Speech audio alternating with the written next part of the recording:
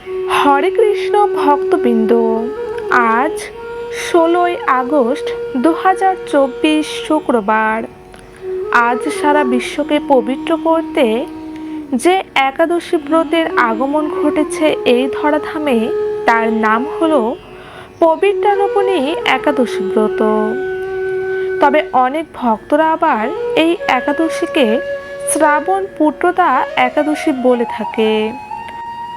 ভক্তবৃন্দ, এই একাদশী ব্রত পালনে ব্যক্তি যেমন সমস্ত পাপ থেকে মুক্তি পায়, তেমনি এই ব্রত পালনে নিঃসন্তান দম্পতিরা বলিষ্ঠ সর্বাঙ্গ সুন্দর পুত্র সন্তান লাভ করতে পারেন।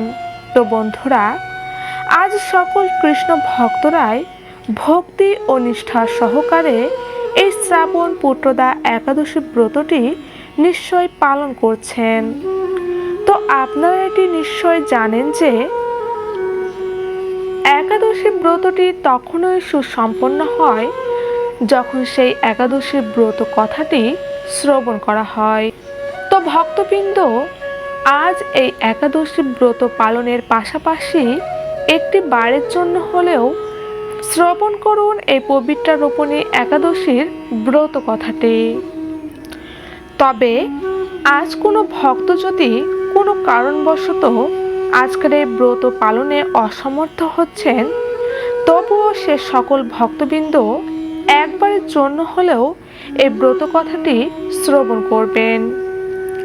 কারণ পুরাণে বলা হয়েছে, যে ব্যক্তি শুধুমাত্র এই ব্রতের মাহাত্ম্য কথাটি পাঠ বা শ্রবণ করবে, সেও সমস্ত পাপ থেকে মুক্ত হবে এবং পুত্র সন্তান লাভ করবে। তো বন্ধুরা, আগামীকাল 17ই আগস্ট শনিবার পারণ পালিত হবে। পারণের সময়সূচি এই ভিডিও শেষে প্রদান করা হবে। তাহলে চলুন বন্ধুরা, এবার শ্রবণ করে নেওয়া যাক পবিত্রারোপণী একাদশীর ব্রত কথাটি। একদিন মহারাজ যুধিষ্ঠির ভগবান শ্রীকৃষ্ণকে জিজ্ঞাসা করলেন, হে প্রভু, শ্রাবণ মাসের শুক্লপক্ষের একাদশীর নাম কি, তা কৃপা করে আমাকে বলুন। শ্রীকৃষ্ণ বললেন, হে মহারাজ, এখন আমি সেই পবিত্র ব্রত মাহাত্ম্য বর্ণনা করছি। মনোযোগ দিয়ে তা শ্রবণ করুন, যা শোনা মাত্রেই বাজপেয় যজ্ঞের ফল লাভ হয়। প্রাচীনকালে দাপর যুগের শুরুতে মহিজিৎ নামে এক বিখ্যাত রাজা ছিলেন। তিনি মাহিষ্মতি নগরে রাজত্ব করতেন। কিন্তু দুঃখের বিষয় এই যে তার মনে বিন্দুমাত্র সুখ শান্তি ছিল না, কেননা তিনি ছিলেন অপুত্র। পুত্রহীনের ইহলোক পরলোক কোথাও সুখ হয় না।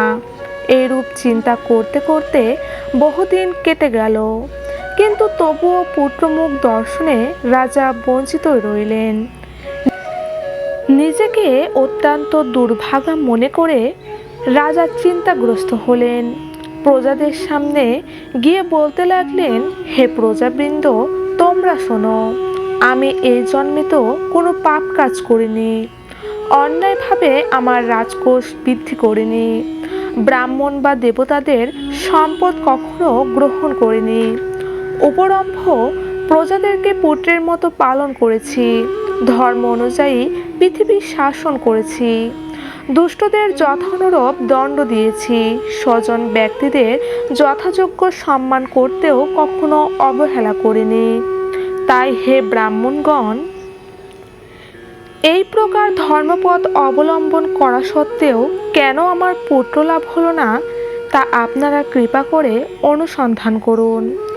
রাজার এই প্রকার কাতর উক্তি শ্রবণে ব্যথিত রাজভক্ত পুরোহিত ব্রাহ্মণগণ রাজার মঙ্গলের জন্য গভীর মনে ত্রিকালঙ্গ মুনি ঋষির কাছে যেতে মনস্থ করলেন। বনের মধ্যে ঋষিদের আশ্রম সকল দেখতে দেখতে তারা এক মুনির সন্ধান পেলেন। তিনি দীর্ঘায়ু, নীরব, নিরাহারে ঘোর তপস্যায় মগ্ন ছিলেন। সর্বশাস্ত্র বিশারদ, ধর্মতত্ত্বজ্ঞ ও ত্রিকালঙ্গ সেই মহামুনি লোমশ নামে পরিচিত। ব্রহ্মার এক কল্প অতিবাহিত হলে মুনিবরের গায়ের একটি লোম পরিত্যক্ত হতো।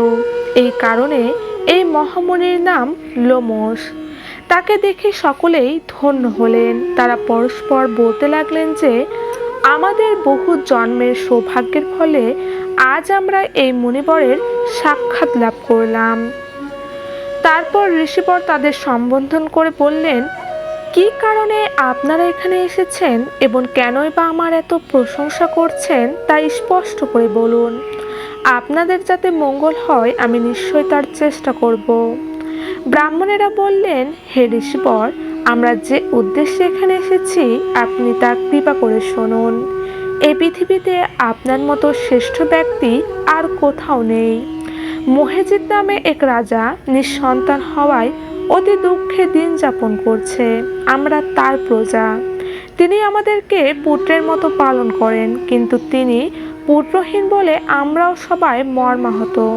তার দুঃখ দূর করতে আমরা এই বনে প্রবেশ করেছি। হে ব্রাহ্মণ শ্রেষ্ঠ, রাজা যাতে পুত্রের মুখ দর্শন করতে পারেন, কৃপা করে তার কোনো উপায় আমাদের বলুন। তাদের কথা শুনে মুনিবর ধ্যানমগ্ন হলেন। কিছু সময় পরে রাজার পূর্বজন্ম বৃত্তান্ত বলতে লাগলেন। এই রাজা পূর্বজন্মে এক দারিদ্র বৈশ্য ছিলেন। একবার তিনি একটি অন্যায় কার্য করে ফেলেন। ব্যবসা করবার জন্য তিনি এক গ্রাম থেকে অন্য গ্রামে যাতায়াত করতেন। এক সময় জ্যৈষ্ঠ মাসের শুক্লপক্ষের দশমীর দিনে কোথাও যাওয়ার পথে তিনি অত্যন্ত তৃষ্ণার্ত হয়ে পড়েন। গ্রাম প্রান্তে একটি জলাশয় তিনি দেখতে পান। সেখানে জলপানের জন্য যান। একটি গাভী ও তার বাছুর সেখানে জল পান করছিল। তাদেরকে তাড়িয়ে দিয়ে তিনি নিজেই জল পান করতে লাগলেন। এই পাপ কর্মের ফলে তিনি পুত্রসুখে বঞ্চিত হয়েছেন, কিন্তু পূর্বজন্মের কোনো পুণ্যের ফলে তিনি এই রকম নিষ্কণ্টক রাজ্য লাভ করেছেন। হে মুনিবর, শাস্ত্রে আছে যে পুণ্য দ্বারা পাপ ক্ষয় হয়। তাই আপনি এমন একটি পুণ্যব্রতের উপদেশ করুন যাতে তার পরার্থ পাপ দূর হয় এবং আপনার অনুগ্রহে তিনি পুত্র সন্তান লাভ করতে পারেন। লোমশ মুনি বললেন, শ্রাবণ মাসের শুক্লপক্ষের পবিত্রারোপণী একাদশী ব্রত অভীষ্ট ফল প্রদান করে।